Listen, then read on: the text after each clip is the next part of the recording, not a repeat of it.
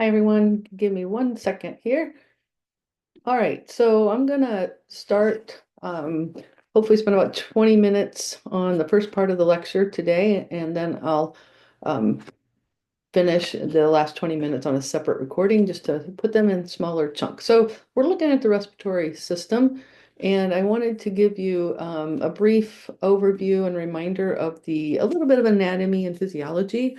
If you remember, the lungs are the main organ of the respiratory system, but the main purpose is to exchange gases and to um, oxygenate our blood. And so we breathe in air and we exhale carbon dioxide. And that function is occurring in these little sac-like things called the alveolar sac or the alveoli. And they are right next to the small capillary beds where we can exchange deoxygenated blood and oxygenated blood. That's where the gas exchanges occur. We also have uh,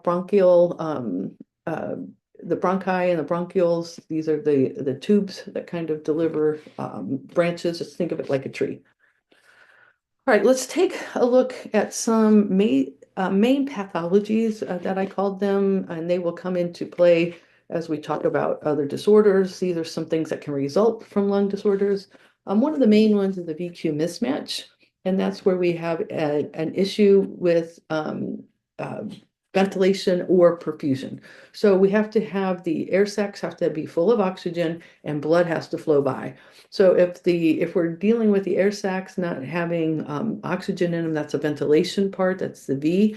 The perfusion is the blood running by, and so all of that impairs gas exchange. It can lead to low levels of oxygen in the blood or hypoxemia. It could eventually lead to cyanotic conditions. Just as a note, hypoxia and hypoxemia are similar, but anytime you see the emias, that refers to something in the blood.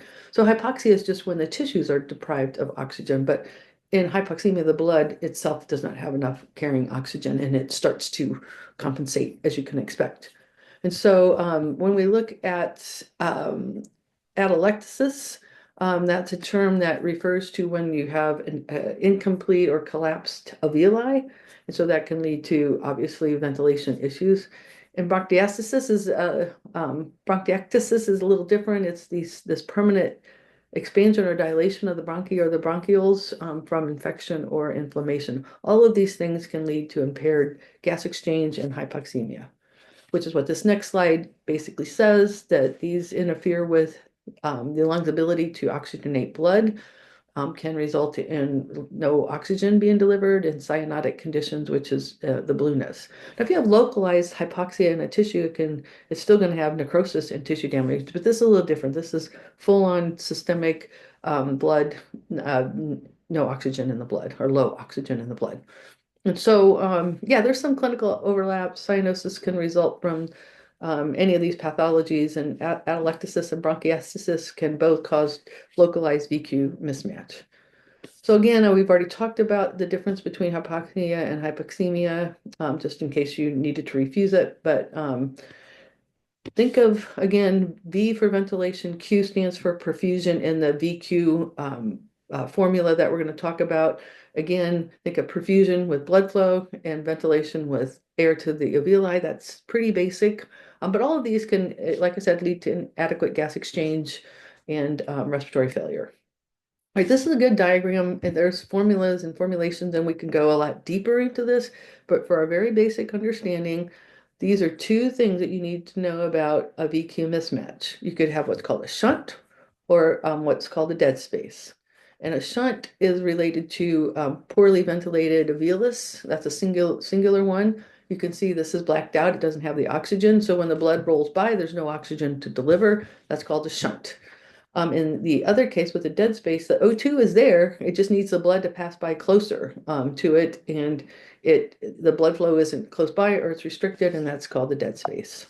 And those are both characteristics of the VQ mismatch. All right. One, ventilation, Q is perfusion. All right. Again, this is just a picture of an association with COPD. That's a typical symptom of EQ mismatch. Happens with COPD a lot, and a lot of times it's with the dead space and getting enough blood to the area, and obviously then it's unable to pick up the oxygen if there's a gap. we've already talked about this, and so this is just a slide to break it down a little bit. One other thing I'd like to remind you of, we're talking about breathing, and we've already talked about acidosis and alkalosis and respiratory versions of those, and it's related to the CO2 being retained or not enough. If it's retained in the blood, there's too much in the blood, it's usually a result of hypoventilation. But ironically, that will trigger the reflex to try to get you to breathe heavier to push out the CO2. But you're having too much retained in your blood, and a failure of this reflex can lead to respiratory acidosis. Your book did bring in sudden infant death syndrome. They don't know everything about it, but it's partly associated with this reflex. And so you have an acidotic condition, hypercapnia as a result. So keep that in mind. Low levels of CO2 in the blood is associated with rapid breathing or hyperventilation, and it's pushing out too much, and it's leaving less acid in the blood, and it's more basic, and that's respiratory alkalosis. And remember, of course, the lungs are big players in regulating acid levels in the blood and responding in compensatory mechanisms as well. But in this case, they're causing it. All right, another couple of terms here, acute respiratory distress syndrome and acute respiratory distress failure. And I should have syndrome on that slide, but anyway, you get the idea here. Respiratory failure is the worst part of this because that's the more progressive condition that can lead to death, but the syndrome can often lead to failure. But the main thing to associate with ARDS, and you might hear it pronounced that way, it's a syndrome and it's often associated with inflammation in the lungs. So keep that in mind. But in general, your respiratory failure can occur because of any of the diseases, injuries, cardiovascular issues that we're talking about now or have already talked about. Again, associate the syndrome with widespread inflammation and damage to the villi. And this is a heightened picture of that. All right, so now we're going to talk about disorders. And hopefully I'm going to get through, I think I'm going to get through up to about emphysema in this lecture. So anyway, I have them categorized, and you'll see that more clearly on another slide. They're related, and there's two main categories, and then some subcategories or additional categories that we're talking about. But let's take a look at that. So your homework for this week is about this. Obstructive, restrictive, those are two main categories of disorders that are very different, but all result in breathing difficulties. In obstructive, you have a reduction in airflow, and in restrictive, you have a reduction in lung volume. These are the disorders that are associated with that. COPD is sort of bronchitis and emphysema are sort of subcategories of COPD, but in any case, asthma and COPD are obstructive. And then when you think of restrictive disorders, reduction in lung volume are bronchiolitis and pulmonary fibrosis and pulmonary edema. We're also going to look at some chest wall disorders and respiratory tract infections and vascular disorders and malignancies in another lecture. I'll post two. Right, obstructive and restrictive. Obstructive disorders are characterized by a reduction in airflow, as we've already talked about. So you would see shortness of breath and specifically have difficulty in exhaling air. Air stays trapped. It remains inside the lung after full expiration. Think of COPD, asthma, and bronchiectasis as well, which is what we just talked about. In COPD, think of emphysema and bronchitis as well. All right, restrictive disorders, you have a different thing going on here. The lung volume is decreased, and you have, as such, you have difficulty taking in air due to the stiffness of the lung tissue. Think really about pulmonary fibrosis. If you can imagine lungs being less elastic and more restrictive, that's what we're talking about here. So associate those. But it can, it's that stiffness. So let's look at obstructive lung disorders, reduction in airflow. Like I've already said, the common ones are asthma and COPD. Again, air is being trapped and not fully exhaled in this case. And of COPD, we're going to talk about emphysema and chronic bronchitis. All right, just some characteristics and differences. Again, both obstructive disorders between asthma and COPD. Really, the main ones are one starts later, COPD comes about later after chronic problems, and asthma is more early onset and characterized by some genetics and family history, but it's just a hypersensitivity, it's an allergy, and it's a serious one. Both of these are going to limit the air to escape or get out of the lungs and expired as we need it to. But COPD is more irreversible and associated with things like with smoking, and it progresses over time. And then asthma is sort of reversible if you take some treatments. All right, without going into a lot of details, but think of asthma as something related to the immune system and what we call a hypersensitivity or an allergy. You have too much going on of a response of your immune system. So you get an exposure to an allergen, and that's going to activate your immune system. It causes mast cells that are very granulated and have a lot of chemicals that send out signals to create this inflammatory immune response, and so those become active. They degranulate, meaning they send out those granules that are signalers, and it can lead to vasoactive vasodilation, which is increased capillary permeability. All of different cellular immune system responses, like your neutrophils and lymphocytes, eosinophils, can cause dysregulation and toxic buildup. It can have fibrosis and hyper responsiveness, obstructive airways, bronchospasms, congestion, mucus secretion, all of these things. So a bit of it, but think of it mainly as inflammation and airflow limitation. All right, we've already kind of talked about that. We technically call these hypersensitivities. We haven't talked late. There's a separate lecture on the immune system, but one of the characterizations, you could have an autoimmune system where your body attacks itself, but one thing you could have is a low-acting immune system, immunocompromised. Another thing you could have is what's called hypersensitivities, and these are your allergies. In this case, it's inflammatory disorders of the airways, and it can cause that reduction in airflow, particularly in exhaling. And symptoms would include wheeziness and dyspnea, different difficulty breathing, increased breathing, and whatnot. And these can be treated with inhalers and steroids. All right.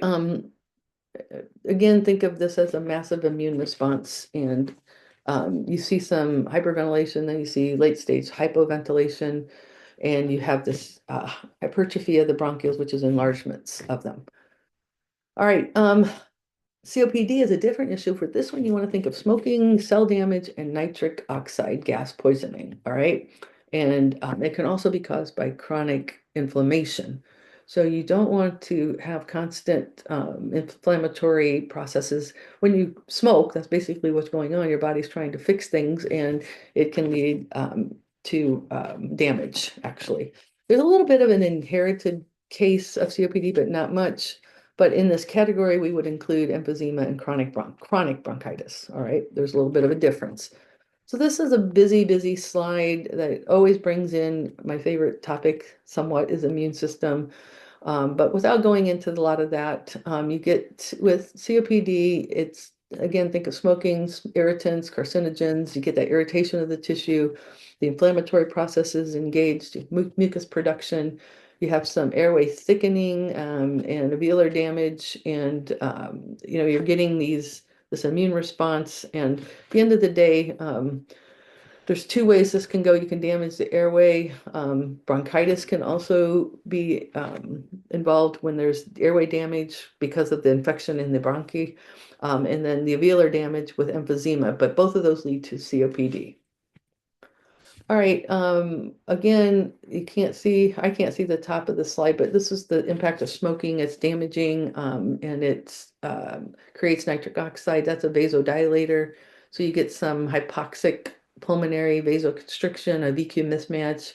On the other side, it can increase bronchial blood flow and increase pulmonary vascular permeability, leading to some edema in the lungs and diffusion impairment, VQ mismatch, airway obstruction, tissue injury. So if there's one thing that you are doing now, which is smoking, you should quit. It's easy to blame the smoker, but honestly, we should probably be blaming the tobacco people, like I said before, because um, the tobacco industry, my mom had a smoking issue, but she started before she knew the warning signs, and you get addicted by that point. So it's very addicting, very dangerous drug. Anyway, right, so what are some of the complications with COPD? Erythropoiesis is basically an increased red blood cell production. It's a compensatory response. Your body responds, it adapts, it's trying to make things better. So it sees that you're low in oxygen. So it's like, hey, maybe more red blood cells will help. So what happens is you get into a condition called polycythemia. We'll talk about that more in detail later in the blood unit, but it's too much blood cells, specifically red blood cells, and that thickens the blood and makes it hard to um, uh, both exchange gases and distribute through the body. You can end up with hypercapnia, and there's a typo there that I do need to fix.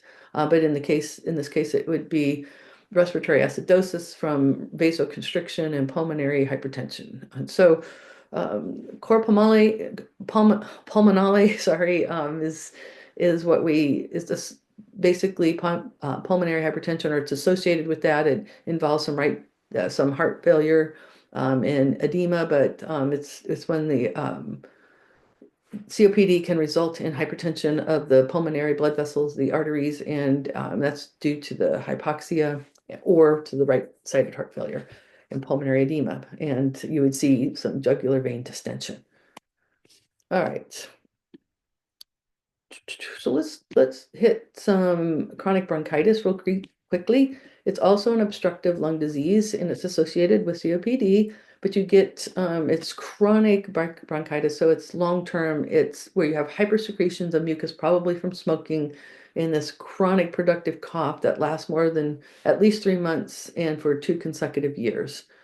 But these irritants cause mucus production, and it actually, you'll see on the next slide, can change the size and number of the goblet cells, the mucus glands, and mucus becomes thicker.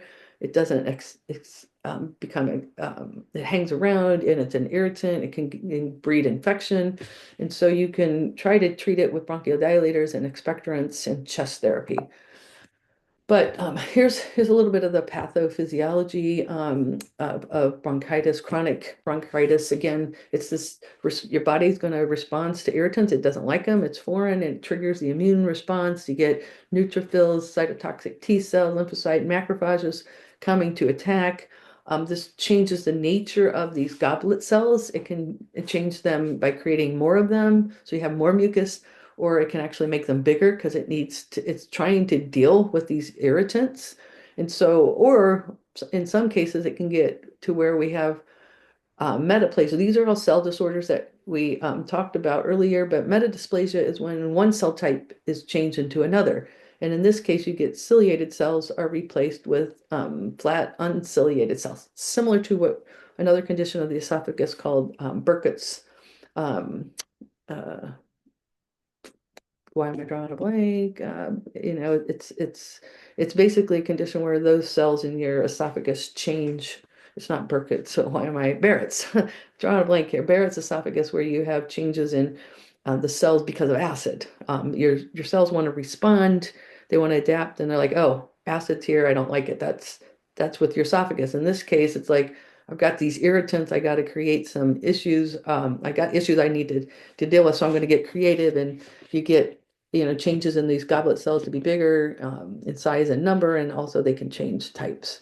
And so all of this is, poor ability for the lungs or for gases to be exchanged in hypoxemia. So yeah, I think that's where we're going to end this one. Let me just check to see if I've got one more slide. We should be onto emphysema will be the next next unit. I'm sorry, recording. All right, thank you very much.